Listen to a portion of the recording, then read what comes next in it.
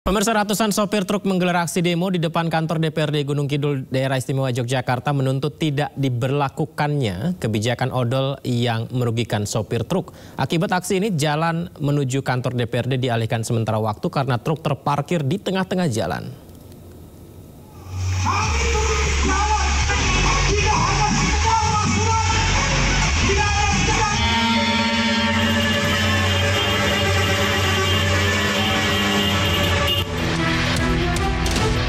Ratusan supir truk menggelar aksi demonstrasi.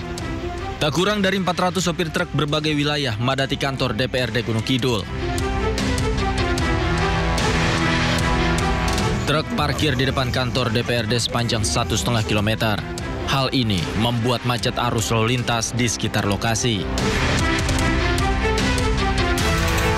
Mereka menggelar orasi sekaligus menyampaikan aspirasi terkait kebijakan odol yang dirasa memberatkan para sopir truk.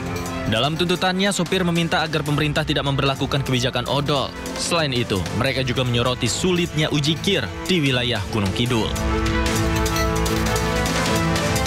Yang pertama tentu saja penundaan undang-undang odol. Karena itu sangat merugikan kami, rekan-rekan angkutan yang sebelah sini, Gunung Kidul. Yang kedua, kita menuntut uji KIR di Dishub Gunung Kidul itu sangat susah. Jadi selama ini kami harus numpang uji KIR keluar daerah. Para sopir berharap kebijakan terkait odol tidak dilakukan karena dapat merugikan para sopir truk. Dari Gunung Kidul, Yogyakarta, Kismaya Wibowo, iNews melaporkan. Menyikapi aksi unjuk rasa dari para pengemudi truk yang berlangsung di beberapa daerah, Kementerian Perhubungan beserta stakeholder lainnya menggelar diskusi bersama Asosiasi Pengemudi Angkutan Barang. Tuntutan aksi demonstrasi para pengemudi diantaranya menyangkut tarif angkutan barang, perlindungan hukum, dan jaminan sosial terhadap pengemudi. Massa juga memprotes agar sanksi dan denda pelanggaran juga melibatkan pemilik barang dan pemilik kendaraan serta pemberantasan pungli premanisme. Dirjen Perhubungan Darat Kemenhub Aan Suhanan menyebut penanganan truk odol ini berangkat dari beberapa kasus kecelakaan yang fatal yang menimbulkan banyak korban jiwa. Di samping itu terdapat beberapa dampak lain yang ditimbulkan kendaraan odol seperti kemacetan lalu lintas di jalan, kerusakan infrastruktur jalan, dan peningkatan polusi udara serta pemborosan BBM.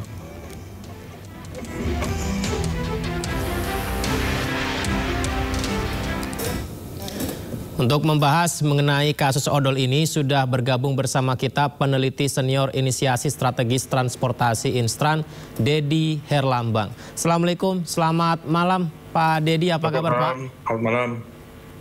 Terima kasih banyak Pak sudah bergabung di Dialog Sindo Prime Pak. Ini kalau ojol sih kita sudah biasa tahu ya Pak ya, ojol. Kalau odol ini kita baru membaca juga, saya melihat tentang apa sih sebenarnya odol ini, over dimension, overload. Kalau mungkin ini Pak ya, pemahaman saya ini adalah truk-truk tersebut harus sesuai dengan aturan agar tidak mengangkut barang berlebihan. Sementara aturan ini diterapkan supaya tidak ada kecelakaan-kecelakaan yang belakangan juga kerap terjadi. Apakah itu Pak polemik yang akhirnya dibuat oleh pemerintah namun tidak disetujui oleh para sopir?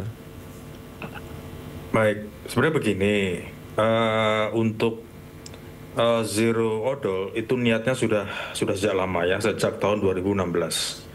Itu ketika terbit PP 74 tahun 2014. Jadi memang itu udah lama, bahwa di PP 74 itu rencananya akan ada toleransi sekitar 5% dari loadingnya, jadi atau muatan. Tetapi karena itu masih barang baru untuk zero odol, lalu mundur lagi, kesempatan mundur di tahun 2019. Tetapi di tahun 2019 mundur lagi tahun 2023. Jadi sebenarnya saya lanjutkan 2023, dan itu juga mundur lagi sampai sekarang belum terjadi untuk pemberlakuan zero odol. Nah kemarin juga ternyata para stakeholder itu sudah melakukan rapat bersama Ya pengusaha truk, kemudian pemilik asosiasi-asosiasi perhubungan dan juga kementerian dan PU misalnya, ya marga, lalu ada kepolisian itu sudah sepakat, besok mundur lagi. Jadi sudah sepakat ini mundur lagi diberlakukan sampai tahun 2007. Jadi untuk teknisnya masih belum ada, masih belum disiapkan. Namun yang jelas tanggal 24 Februari 2020 ketika 2019 itu mundur, itu sebenarnya mereka sudah melakukan kesepakatan. Kesepakatan bahwa per 1 Januari itu aturan hukum untuk odol ditegakkan. Tapi kenyataannya tidak. Ya, ini juga jauh sampai sekarang juga termasuk pelarangan penyeberangan itu juga sudah ada disepakati per 1 Mei 2020. Sudah itu ya? Juga sudah kesepakatan. Lalu untuk 1 Maret 2020 sudah dilarang masuk di tol menuju Priok. Itu juga sudah ada. Lalu untuk 1 Januari 2023 kesepakatannya zero odol juga ada toleransi sekitar 50%. Terus turun lagi 40% dan seterusnya sampai 5%. Tapi sampai sekarang ternyata masih kapasitas. Masih mundur sampai terjadi demo-demo seperti kemarin. Karena dari Kakor Lantas sudah melakukan sosialisasi per bulan Juni ini sebulan, lalu di bulan berikutnya ada peringatan, lalu di bulan berikutnya selama bulan ketiga ada penindakan. Nah ini kan kita kan baru sosialisasi sudah heboh lagi. Ya. Makanya yang kita heran itu, makanya tadi kan sudah pertanyaan di awal kan dipertanyakan ini jelas kalau untuk odol itu jelas ada over dimension. Over dimension berarti ada dari strut yang diizinkan dari kepolisian, dari perhubungan dan karoseri itu kan sudah jelas. Mungkin panjangnya truk itu 12 meter, tetapi ada yang dipanjangkan sampai 14 meter. Ini pelanggaran. Kalau ini jelas pidana. Ini baik pidana. Karena apa? Karena merubah atau mengganti ukuran yang sudah izinnya dari strut yang ada dari karoseri dan sudah diizinkan dari perhubungan. Dan ini baik pidana.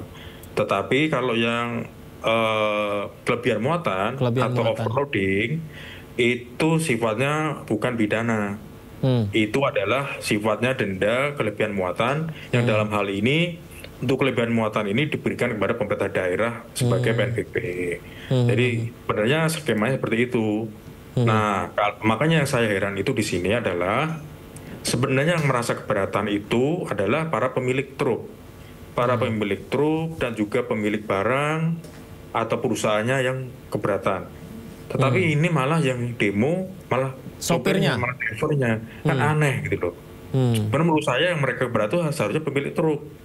Karena ya truknya mungkin kena tilang, mungkin juga tidak bisa beroperasi misalnya. Nah, resikonya mungkin karena banyak banyak yang demo, tapi yang saya takutkan sebenarnya bahwa pengemudi ini malah bisa jadi malah menjadi korban gitu ya. Korban dari regulasi itu sendiri. Lalu juga yang kedua korban dari pemilik truk itu sendiri, karena kalau mungkin takut juga kalau semisal truk-truk itu tidak apa istilahnya kalau tertib gitu ya. Mereka jelas para driver ini jelas tidak mempunyai pekerjaan karena memang truknya ditilang misalnya begitu. Tetapi yang salah kan bukan sopirnya, kan perusahaannya. Nah, di situ mengapa dia tidak care, mengapa dia tidak tertib, tertib administrasi kan bukan sopirnya. Kan sopir hanya supporting ya, operator. Kan? Betul, operator hanya ngegas, rem, banting setir kanan kiri, ekstrimnya seperti itu. Tetapi kan masalah administrasi, truk ini ilegal, bodong atau benar tidaknya kan pemilik truknya yang bermasalah sebenarnya gitu kira-kira Mas. Nah ini yang juga ada beberapa sopir nih Pak ya, karena di media sosial tahu mungkin saya bekerja di media gitu, menyampaikan keluhannya gitu Pak. beberapa hal yang membuat sopir-sopir ini sampai demo dan protes begitu zero odol ini, termasuk bikin kir itu sulitnya setengah mati. Kemudian di jalan ternyata ada pungutan liar dan mereka juga kurang istirahat. Kemudian mereka juga takut tidak dibayar sama pemilik. Terkadang pemilik juga memaksa mereka mengangkut muatan yang berlebih. Jadi merasa serba salah begitu. Nah, bagaimana dengan hal-hal seperti ini, Pak? Karena ketika mereka mengadu ya tanggung jawabnya kan pemiliknya ya. Tapi kan mereka digaji oleh si pemiliknya tersebut. Ini gimana, Pak?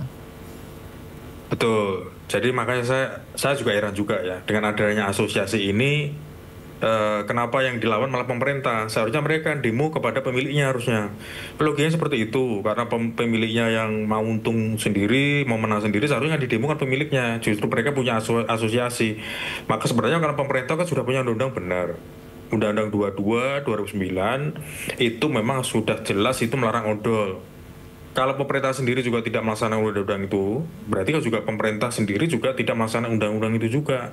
Berarti percuma juga ada undang-undang, buat apa dibuat?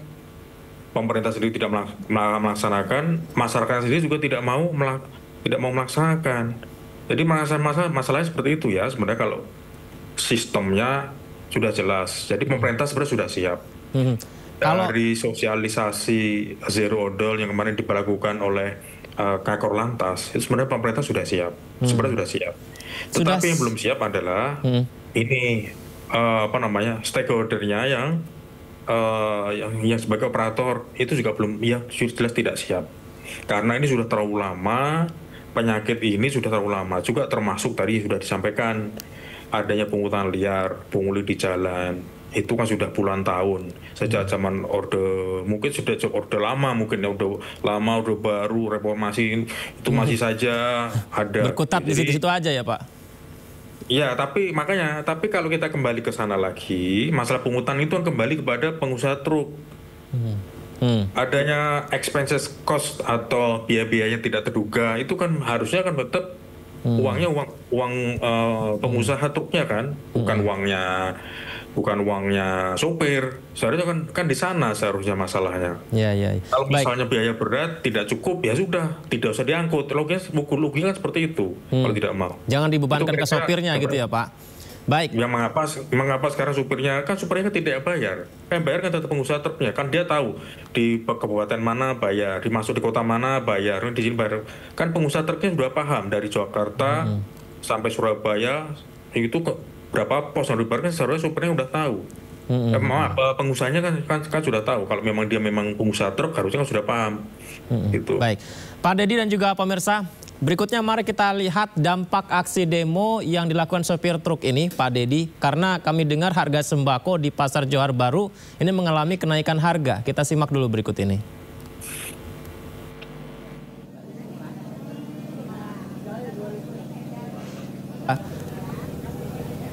Baik, pemirsa, akibat demo harga cabai dan daun bawang naik 50%. Semula harga cabai rawit di kisaran 60 hingga 80 ribu rupiah per kilogram. Harga sempat melonjak 100 ribu rupiah per kilogram. Kondisi ini dipengaruhi aturan pembatasan muatan truk. Sopir truk melayangkan protes karena aturan muatan sedikit, sopir menerima bayaran relatif lebih kecil. Pengurangan muatan tidak diprediksi mengingat kebutuhan pelanggan juga tidak menentu. 50% yaitu khususnya untuk di cabai rawit merah.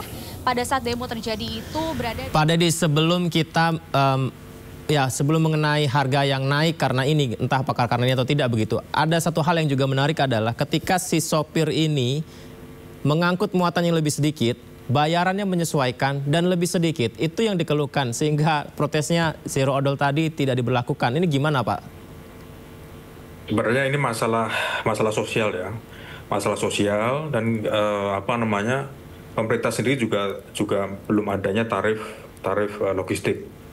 Kalau tarif penumpang, angkutan orang, itu sudah ada. Tarif batas atas, tarif batas bawah. Baik itu di kereta api ada, di darat ada, di pesawat juga ada.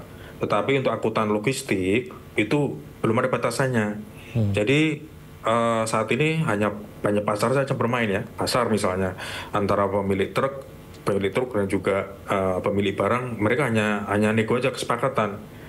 Makanya saya bilang tadi kalau ini kan tidak ada aturannya. Misal tarif ini misalnya dari misalnya dari ngangkut sembako dari Semarang sampai Jakarta itu 20 ton biayanya 10 juta. Tetapi karena ini bersaing market ya, bersaing dengan pemilik antar pemilik truk juga bersaing, mereka juga mau ambil murah. Sudah saya angkut 40 ton juga biaya sama. Dan itu sebenarnya masalah itu terus ya. Maka kalau ada tarif yang terbatas, misalnya untuk jarak per kilometer, misalnya per ton per kilometer, misalnya 50.000 katakanlah. Nah itu kan bisa nanti sampai Jakarta kan tarifnya akan sama. Nah kalau sekarang kan tidak, mereka bisa banding harga semurah-murah mungkin akan dipilih oleh pemilik barang. Jadi seperti itu terus. Jadi masalah seperti itu. Jadi yang semakin murah akan diambil oleh pemilik barang. Makanya pemilik barang akan senang ketika ada pengusaha truk yang mau mengangkut truknya overload. Ya, overload.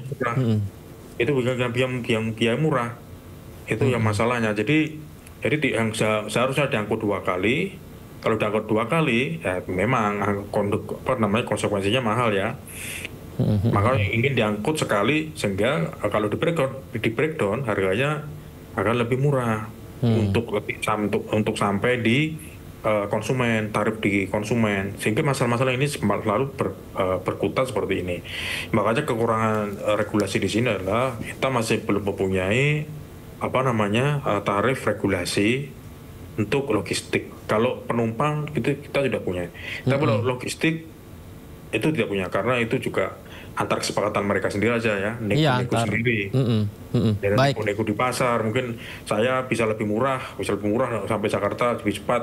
Itu saja gitu. Tapi kita tidak bisa potensi resiko di jalan. Nanti kecelakaan atau bagaimana, kan resikonya juga truk odol ini juga untuk keselamatannya juga mengerikan juga ya. Jadi 11% rata-rata setahun di jalan raya itu kecelakaan karena kegagalan pengereman karena truk odol.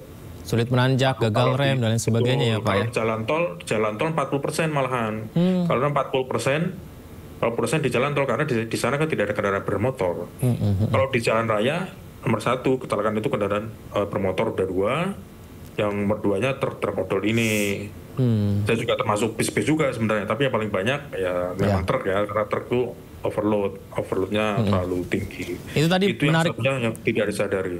Yang disampaikan Pak Dedi tadi menarik tuh, regulasi tarif angkut logistik ya Pak ya. Ini menarik, nanti mungkin bisa kita diskusikan di lain kesempatan Pak. Sayang waktu kita terbatas nih Pak Dedi. Oh gitu. Iya, ya, terima kasih banyak ya Pak Dedi ya. Semoga saja ya zero odol ini win-win solution lah ya Pak ya, dari pemerintah kepada pemilik dan khususnya sopir tidak dibebankan lebih ya. Pak Dedi terima kasih ya Pak. Tapi yang jelas keselamatan tidak bisa ditawar Mas, gitu aja. Oh iya, itu garis bawahnya. Keselamatan tidak bisa ditawar. Terima kasih Pak Dedi. Selamat malam. Selamat malam Mas.